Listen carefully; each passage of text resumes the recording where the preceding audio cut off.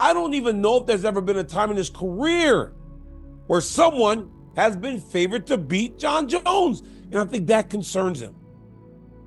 That concerns him. That, to Jones, raises some questions, right? Because for as many fights as he's had, he's always been thought to be the better guy.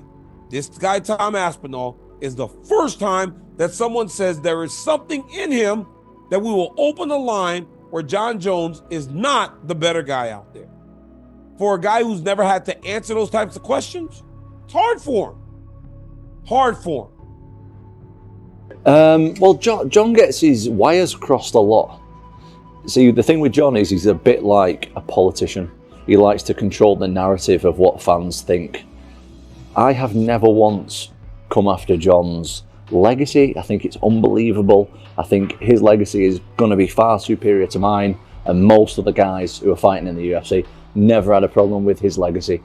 I've never had a problem with him personally. The problem is he has the heavyweight title and I'm the #1 heavyweight in the world, and he's avoiding me. And like, people are starting acting surprised. Oh, Jon's a duck, this, that and the other. Jon Jones ducked Francis Ngannou for 3 years. Like, don't be surprised that this guy always takes fights where he's at the advantage. And that's not me getting at Jon. These are the facts of it. Jon's a very touchy guy, and he likes to, like I say, he likes to be smart about his approach and control the narrative of fans by saying he's the GOAT, which he's definitely got a case for, by saying that, oh, this guy, Tom Aspinall's a nobody. Well, mate, I'm a nobody who has a #1 ranking and has finished 5 of the top 10 guys in the first round. Like, I'm one of them top 10 guys, so that's 9 guys. 5 of them I've beat in the first round. Me personally now, it's just like, I get that Tom is an exciting fighter. I get that finally, after 16 years, we found somebody who's 7 years younger than me and 30 pounds bigger than me. Like, we finally found someone who may give me a great challenge. And everyone wants to see it so bad. But for me, it's like, what is it? What's in it for me? Oh my God. Well, that wasn't your thinking at light heavyweight. You were taking on all comers. And that is what a champion is supposed to do. Take on all comers. Certainly people that deserve it, people that have put themselves at the front of the queue by stringing together a winning streak. And then certainly when one man has the legitimate right to call himself the interim heavyweight champion of the world, walk around with the belt on his shoulder and defending the interim champion as well. What I'm saying is, sounds crazy. I'm not saying this as a Jon Jones hater, but if this was boxing, Jon Jones would be stripped. And Jon Jones has gone on record saying that I don't want to risk my legacy or my career against a young, hungry, dangerous opponent that's here today and gone tomorrow. Those are his words, verbatim. And now when I hear that, that tells me that he sees Tom Aspinall as a threat, which I believe he is a threat because he is younger, he is faster, he does have that power. At the end of the day, this is a sport. You have Tom Aspinall, a young, hungry, explosive, very good.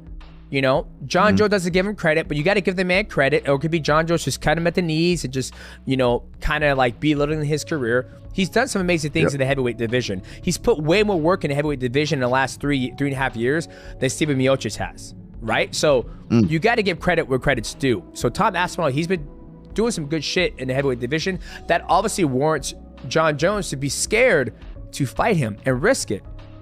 So scared could be a few things, right? Okay, I brought this up. Scared could be fear of losing the zero because that's the thing that's most important to him. And even if in his, so if I'm putting myself in Jon Jones' mind, to him, you know, maybe Stipe, he's got a 20% chance of losing, and against Alex, he's got a 10% chance of losing. Even if he has, in his own mind, maybe a 30% chance of losing against Aspinall, that is still a greater threat than the other things. This is entirely me speaking as a fan, but it kind of, I don't think it was good for his brand to say those things about Tom, because like what I want from a champion in any division, especially the heavyweight champ, I want to say any person, put them in front of me, I would destroy them. because that's what we want the heavyweight champ to be. We want them to be this ultimate destroyer that is the scariest, most dominant person on the planet, right? And as soon as you hear that person say, I don't want to fight this guy, who is he? You know, is it worth my time? Is it worth me risking my legacy? That was very much a telling statement, I think. Hang on, let me fight this guy who was a middleweight, you know, a few months ago. I don't know. It just didn't seem like a good look to me. Jon throws is saying he's throwing his resume out, like, who is he? Like, who is Tom Aspinall? What does he do for me? And all these things. Well, you fought a lot of guys that could have said the same thing about you, bro. And that's just like, I mean, that's just homage to the game. You know what I mean? Like giving the young dog his shot in that challenge. As a fan, I want to see that. I want to see the limits of Jon Jones. Yes, Jon, we want to see your limits, bro. You know, you're the greatest of all time. So, of course, I want to see your greatness tested against a Tom Aspinall, who looks like he's the next generation at heavyweight and going to own that spot for some time. I don't even think he's trolling us, and sadly, I no longer think it's only 100% of a ploy to get more money and to negotiate publicly. I want to believe that. I want to believe that he'd even risk like his own name and all of us calling him a duck and all this bad, you know, PR. Then you can say, well, is there such a thing as bad PR? Maybe he's playing us like a puppet. I no longer think that when you take all of his quotes in totality. He's afraid to lose to this guy. I'm a little bit disappointed that Jon, as the great champion that he is, doesn't want to give other guys that opportunity when someone's breathing down his neck.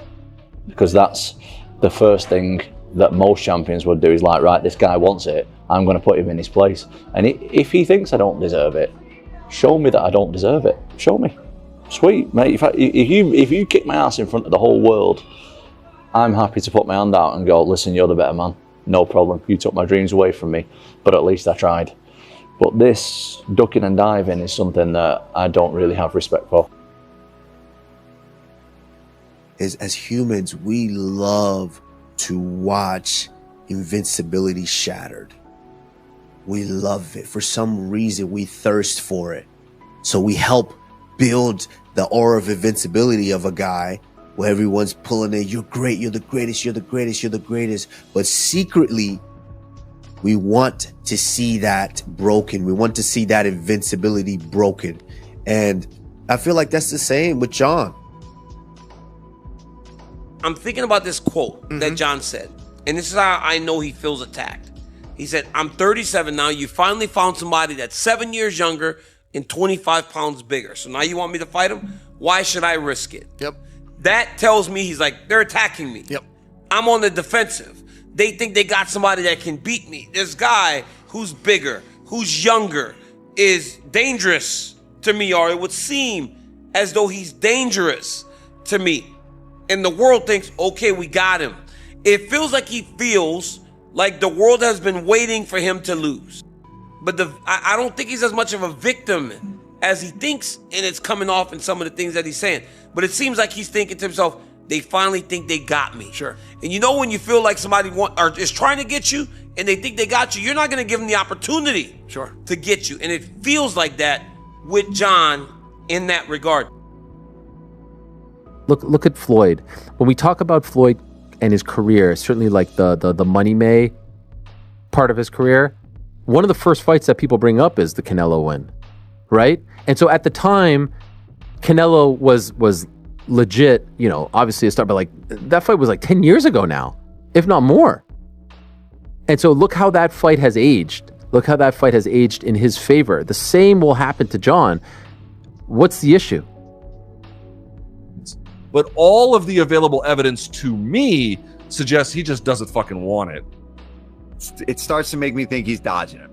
I mean, and listen, Jon Jones kicked my ass up and down all over this house. But, Jon, I mean, that's the fight, bro. If you're the best ever, if you are the GOAT, why can't you go beat this young kid?